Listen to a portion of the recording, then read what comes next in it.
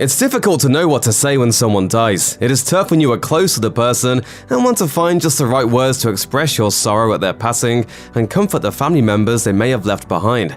It can be even tougher though if the recently deceased is someone you really didn't get on with all that well. Maggie Haberman of the New York Times put it in a slightly different way in a recent tweet, opining that if you are a public figure asked for a comment on the death of another public figure, one whose public views will not align with your own, well, you have a choice. You can either be gracious about someone who can no longer be considered a rival or critic, or else you can at least have the common decency to keep your mouth shut. Former President Donald Trump, however, chose to take yet a third path in a statement he released when the news broke about the death of former Secretary of State Colin Powell. While the once and possibly future POTUS didn't exactly break into a rousing chorus of "Ding Dong, the witch is dead" when he heard of Colin Powell's death, his statement wasn't too far off that mark.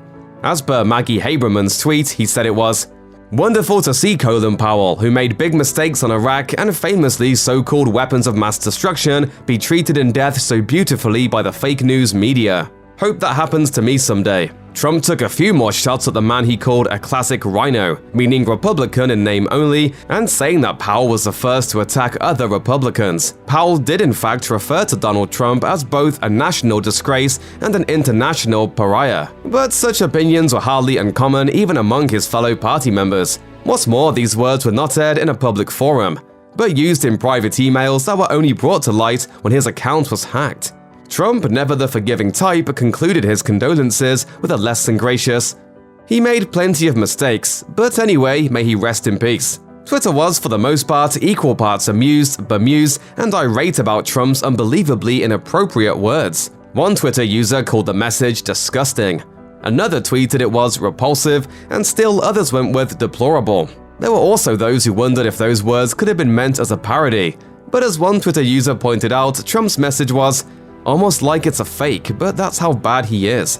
Maggie Haberman herself wrote in a follow-up tweet that Trump's words were larded in envy about coverage. Another Twitter user, however, pointed out that Haberman was herself providing the ex-POTUS with just that, saying, "Trump has so many willing reporters to tweet his statements that he really doesn't need a Twitter account." One person on Twitter wondered about a particular line, saying, "He hopes that happens to him one day." You can read that so many ways. Another found some value in the statement's conclusion. As this Twitter user noted, the "but anyway, may he rest in peace" part would make a good last line on my headstone. While Donald Trump may not have felt inclined to shower Colin Powell with posthumous praise, he seems to have been one of the few people to have a negative opinion of the former chairman of the Joint Chiefs of Staff. George W. Bush, the president who appointed Powell to his cabinet, announced in a statement that he was deeply saddened by the death and called Powell a great public servant, starting with his time as a soldier during Vietnam. Joe Biden, whose candidacy benefited from an endorsement by Powell, reminisced in a statement about his fallen friend, who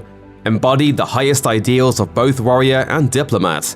Barack Obama tweeted a tribute in which he called Powell an example of what America and Americans can and should be. While Madeleine Albright, Powell's predecessor as Secretary of State, tweeted, "My heart is sad, for I have lost a friend." Even Mike Pence, Trump's former #1 supporter, lauded the late general on Twitter as a true American patriot who served our nation with distinction in uniform as a 4-star general, national security advisor, chairman of the Joint Chiefs, and the 65th Secretary of State.